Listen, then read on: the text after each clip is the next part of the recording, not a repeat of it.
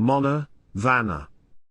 In his earlier plays Maeterlinck invented a world of his own, which was a sort of projection into space of the world of nursery legends and of childish romances. It was at once very abstract and very local. There was a castle by the sea, a well at the world's end, a pool in a forest, princesses with names out of the Morte d'Arthur lost crowns of gold, and blind beggars without a name wandered in the darkness of eternal terror. Death was always the scene shifter of the play, and Destiny the stage manager. The people who came and went had the blind gestures of marionettes, and one pitied their helplessness.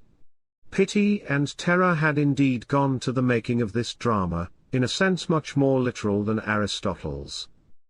In all these plays there were few words and many silences, and the words were ambiguous, hesitating, often repeated, like the words of peasants or children.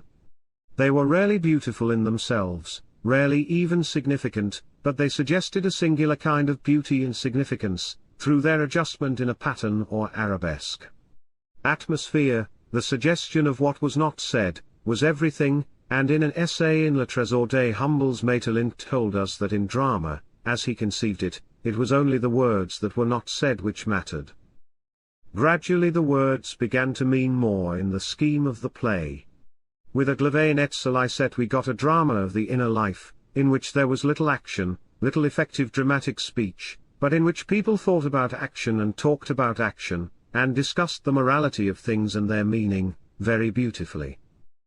Mona Vanna is a development out of Aglavé et Salicet, and in it for the first time Maeterlinck has represented the conflicts of the inner life in an external form, making drama, while the people who undergo them discuss them frankly at the moment of their happening. In a significant passage of La Sagesse et la Destinée, Maeterlinck says, On nous affirme que toutes les grandes tragédies ne nous offrent pas d'autre spectacle que la lutte de l'homme contre la fatalité. Je crois, au contraire, qu'il n'existe pas une seule tragédie où la fatalité règne réellement. J'ai beau les parcourir, je n'en trouve pas une où l'erreur combat le destin pur et simple. Au fond, si n'est jamais le destin, c'est toujours la sagesse qui l'attaque.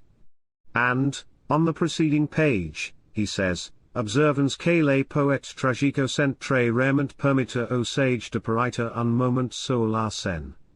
Ils craignent une arme parce que les événements la craignent. Now it is this conception of life and of drama that we find in Mona Vanna. We see the conflict of wisdom, personified in the old man Marco, and in the instinctively wise Giovanna, with the tragic folly personified in the husband Guido, who rebels against truth and against life, and loses even that which he would sacrifice the world to keep. The play is full of lessons in life, and its deepest lesson is a warning against the too ready acceptance of this or that aspect of truth or of morality. Here is a play in which almost every character is noble, in which treachery becomes a virtue, a lie becomes more vital than truth, and only what we are accustomed to call virtue shows itself mean, petty, and even criminal. And it is most like life, as life really is, in this, that at any moment the whole course of the action might be changed, the position of every character altered, or even reversed, by a mere decision of the will, open to each, and that things happen as they do because it is impossible, in the nature of each, that the choice could be otherwise. Character, in the deepest sense, makes the action, and there is something in the movement of the play which resembles the grave and reasonable march of a play of Sophocles, in which men and women deliberate wisely and not only passionately, in which it is not only the cry of the heart, and of the senses which takes the form of drama. In Maeterlinck's earlier plays, in Les Aveugles, Antérieurs, and even Pelléas et Mélisande, he is dramatic after a new, experimental fashion of his own. Mona Vanna is dramatic in the obvious sense of the word. The action moves, and moves always in an interesting, even in a telling, way. But at the same time I cannot but feel that something has been lost. The speeches, which were once so short as to be enigmatical, are now too long, too explanatory, they are sometimes rhetorical, and have more logic than life. The playwright has gained experience, the thinker has gained wisdom, but the curious artist has lost some of his magic.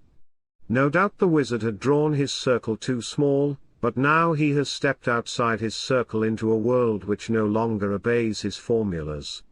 In casting away his formulas, has he the big human mastery which alone could replace them? Monavana is a remarkable and beautiful play, but it is not a masterpiece. La Mort de Tintagel was a masterpiece of a tiny, too deliberate kind, but it did something which no one had ever done before. We must still, though we have seen Monavana, wait, feeling that Maeterlinck has not given us all that he is capable of giving us.